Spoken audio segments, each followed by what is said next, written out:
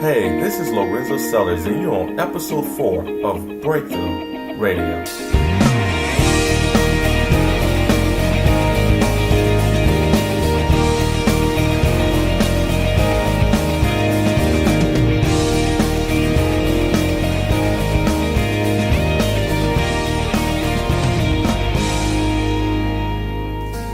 Envision this, if you will. Today is the day before you start that new job you finally landed. A million thoughts are racing through your head as to what mindset you should have when you first walk into the workplace. This is a critical moment for anyone's first day. With any job that requires you to be an employee, there will always be a boss. There's another human being that has complete ownership over your time. However, it doesn't have to be this way for you.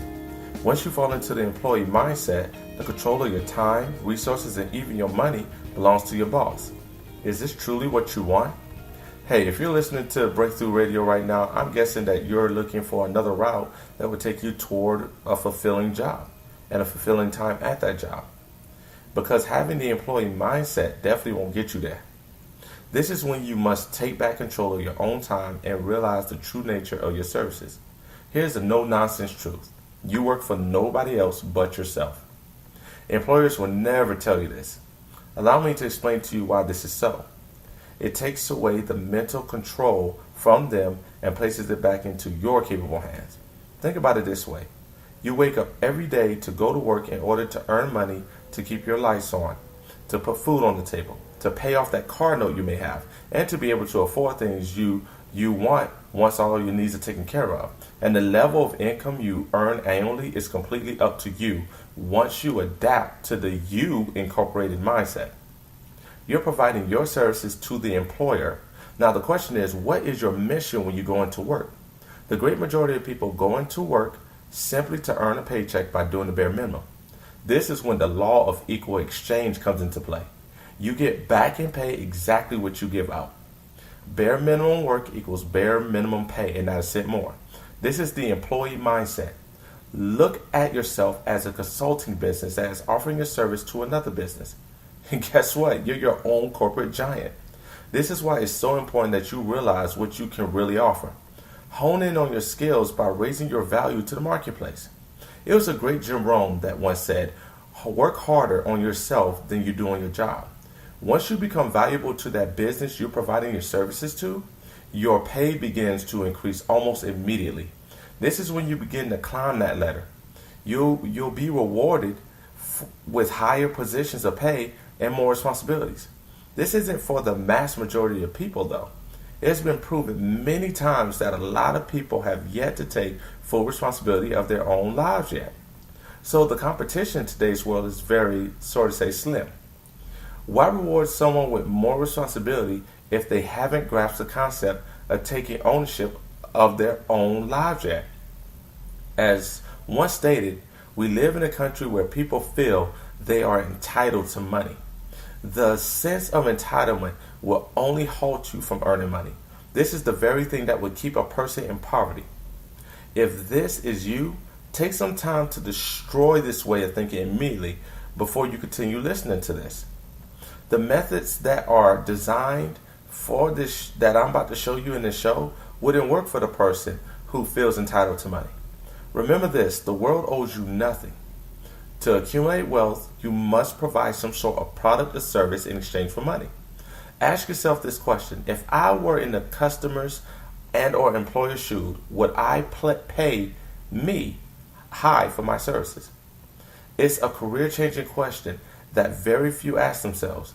If your business had a 5-star rating system, how many stars would you receive based on your own efforts? Be completely honest with yourself. Right now, we are building You Incorporated with asking soul-searching questions that will help you see where you are right now. After years of studying the marketplace, I have come to realize that value is everything. I had no idea that the value of your personal services controlled how much you earned annually. The marketplace is brutally honest as well.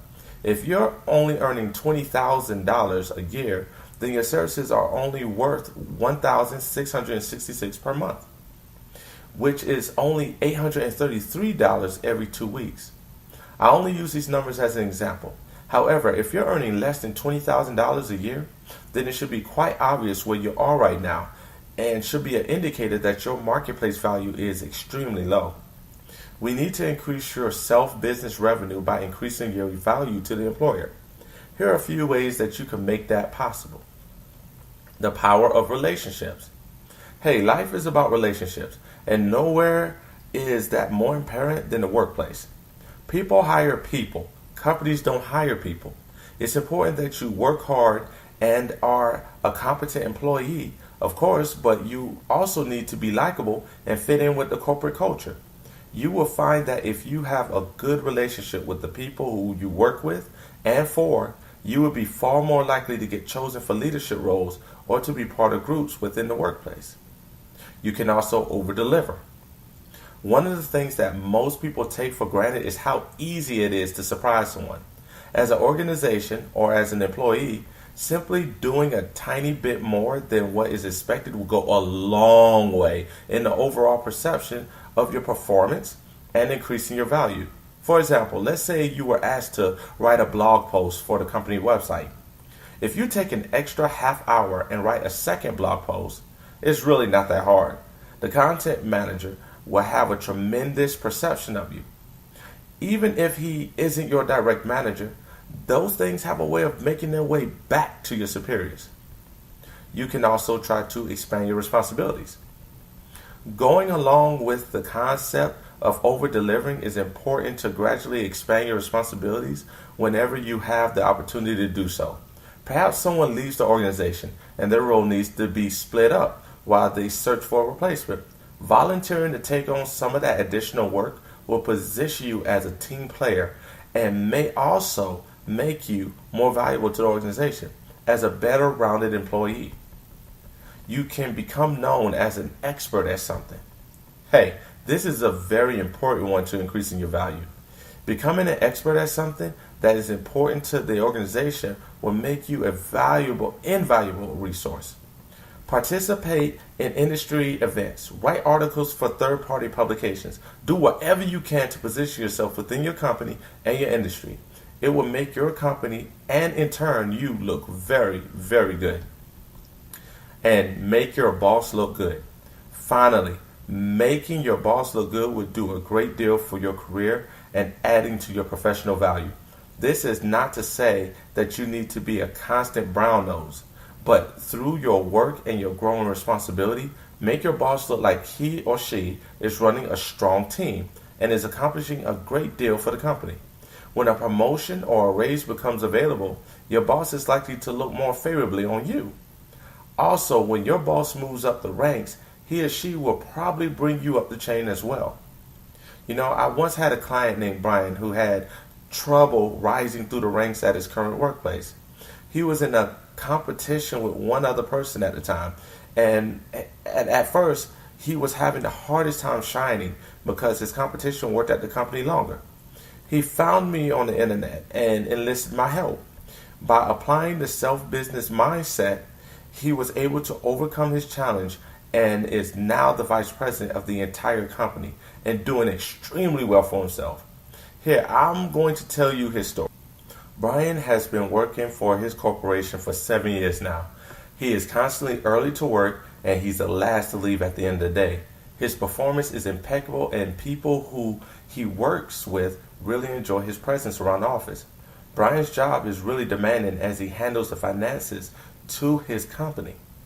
But he also takes on other jobs and tasks in different departments to further his thirst for experience. He always shows up with a smile on his face and a song in his heart. If positivity had a face, it would be Brian's. Evaluations are coming up, and this could be the chance he was waiting for to be promoted to the head sales manager that he applied for, but he has competition. Steve has been working there for 9 years. Steve is also early to work every day, and one of the last people to take off at the end of the day. His performance is also impeccable in what he does, but his attitude drives people away. Steve complains a lot about his job there and how he believes he is smarter than his employer, therefore believing that no further improvement of his work is needed.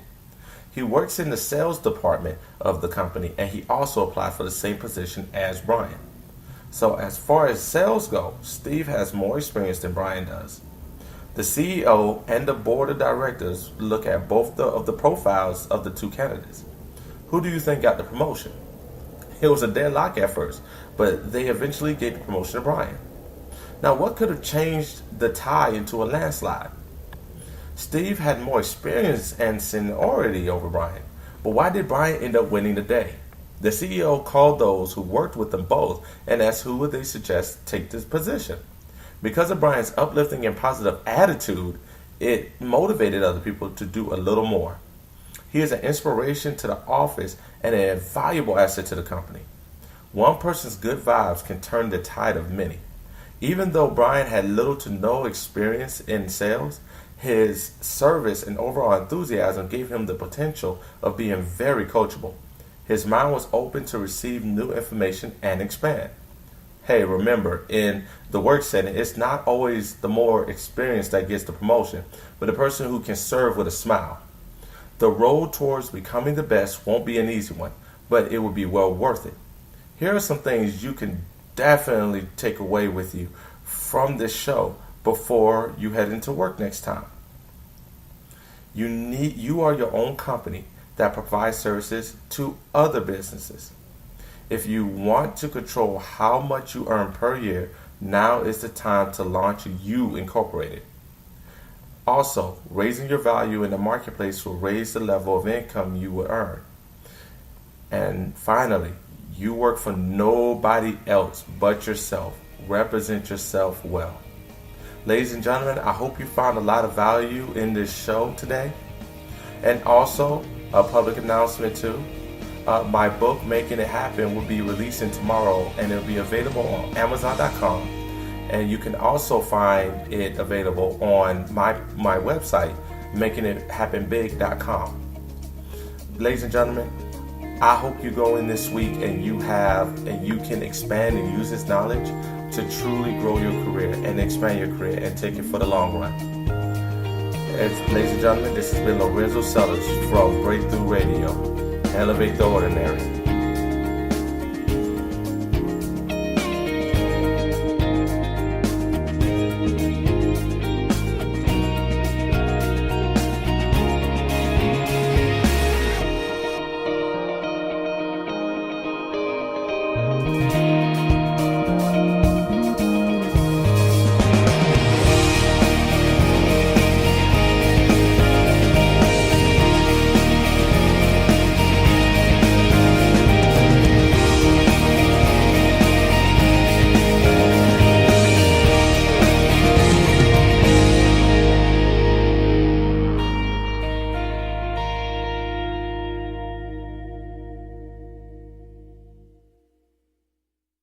Hey guys, this is Christina Robbins. If you would like to know more about Lorenzo Sellers or learn about his upcoming book, please visit www.makingithappenbig.com.